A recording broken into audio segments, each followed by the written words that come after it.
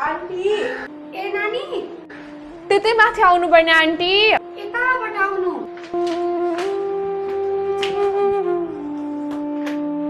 ल यही हो नानी कोठा चाहिँ। कोठा त राम्रै रहेछ आन्टी। आन्टी भाडा चाहिँ कति हो? यो कोठा चाहिँ 10,000 मै दिएको छु नानी। पानी र फोहोरको चाहिँ फ्री। पहिला पनि 2 टिकटी बस्दै यति हैरान लगाए नि मैले निकाल्दै। यो फेरि मेरो घरको चाहिँ आफ्नै रुल्स एन्ड रेगुलेसन छ। कस्तो रुल्स एन्ड रेगुलेसन आन्टी? 9 बजे नै गेट लाग्छ नानी हाम्रो मुनि। 9 बजे भन्दा अगाडि नै आइपुग्नु पर्छ। अब केटा साथीहरू ल्याउन पाइँदैन, केटीहरू पनि धेरै ल्याउन पाइँदैन। पानी चलाउन मिल्दैन, धेरै पानी नै आउँदैन। मैले पानीको पैसा लिएकै छैन। आफूलाई पर्याप्त चलाउने त्यो त ठिक छ। यसो हेर्दा तिमीहरू त फेरि राम्रो घरको जस्तो देखिन्छौ, ज्ञानी जस्तो देखिन्छौ। त्यही भएर तिमीहरूलाई भाडामा दिएको। नत्र भने म केटीहरूलाई चाहिँ भाडा नदिने पक्षमा थिएँ।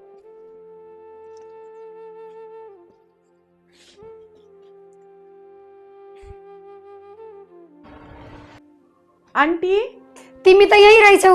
अनि त्यो अर्को सानो नानी खोइ? 9:30 भइसक्यो नानी। मैले पहिले नै भनेको थिएँ 9 बजे भन्दा पछाडि घर आउन मिल्दैन भनेर। आउँदैछ आन्टी। त्यसको आज अफिसमा अलिकति धेरै काम थियो। आज अलिक ढिला हुन्छ भनेकी थिए, आइपुग्ने बेला भयो। अनि सुन नानी, अर्को नानी त 9 बजे भन्दा पछाडि आइदियो त भयो। तिमी चाहिँ घरमा दिउँसोभरि बसेर बाथरुममा 24 घण्टा बसेर पानी चलाउने के हो? पानीमै डुबुल्की मार्छौ कि क्या हो? पानीको बिल त यति धेरै उठेको छ नि यो घरमा नि। तिमीहरू बाहेक कसैले पनि पानी चलाउँदैन यसरी। बिहान सरसफाइ गर्ने उठ्ने जाने दिउँसोभरि अफिस बस्छन्। तिमी चाहिँ दिउँसोभरि घरमा बसेर पानी चलाएको चलाए के हो पारा? आन्टी अनि चाहिने जति पानी त चलाउनु परिहाल्यो नि। खाएको भाँडाको जुठो भाँडा मस्काउनु पर्छ, लुगा धुनु पर्छ, अनि पानी त चलाइहालिन्छ नि। अब सरसफाइ पनि नगर्नु र? आन्टी हजुर पनि आज यतै हुनुहुन्छ? नानी म आज तिमीहरूको रुममा।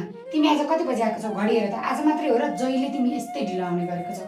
म विचार गरिरहेको छु हिजो पनि तिमीलाई त्यो गेटमा छोडेर जाने केटाको, अनि आज पनि त्यस्तै होला। ए नानी मलाई त यस्तो सहनै सक्दिनँ म।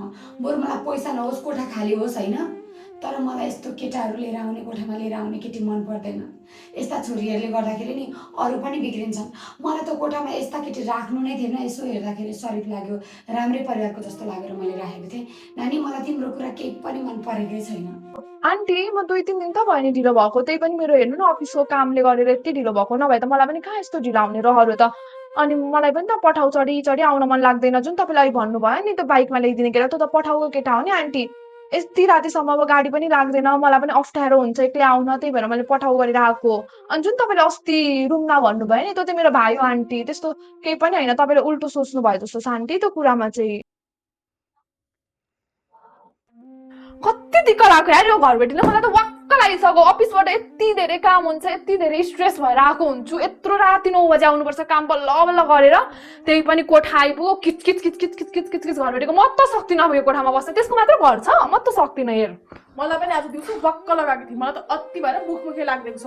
मैले त झन् तँसँग के भन्छ पानी किन चलाएर जुठो भाँडा पनि नमस्काएर त्यसले चाहिँ के बा खानु नि?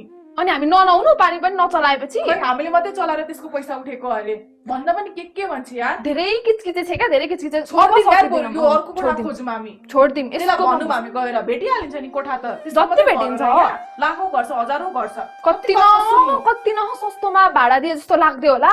त्यत्रो 10,000 लिन्छे। त्यही माथि फोहोर त कति नै हुन्छ र? फोहोर र पानी। अनि त्यही पनि पानी नचलाउनु अरे। यत्तिकै हामीले उठाएको अरे पैसा पनि। राम्रो सकिँदैन यसकोमा बस्न। हामी भोलिदेखि अर्को कोठा खोजौँ। घरबेटीमा गएर कुरा गरौँ त्योसँग गएर। सकिँदैन। गर्नुपर्छ तँसँग कुरा। अति गरे त्यसले त। आफ्नो तनाव बेग्लै छ। अब यो घरबेटीको तनाव पनि कति धेरै हो क्या। कति धेरै दिनदिनै नयाँ टपिकमा कुरा ल्याउँछ। केही उसलाई हामीले केही गल्ती नै गरेको छैनौँ भने नि उसले एउटा सानो पनि कुरा ल्याइहाल्छ। अब हेर त पठाउको ड्राइभरसँग आएको, अब ऊ केटाले आयो अरे। मैले त्यस्तै हो यो। के भन्छ अफिस गएको हुन्छु म, अफिसबाट 7 बजे आउँछु। दिनभरि त्यसले कसलाई देखेर पानी चलाएको भन्छे। मलाई पनि विरक्त लगाइसक्यो। आफ्नो तनाव बेग्लै छ, आफ्नो काम नबनेको बेला बेग्लै छ। घरबटीको पनि टेन्सन लिएर त कति बस्नु? यो यसको कोठा चाहिँ छोडिदिनुपर्छ हामीले।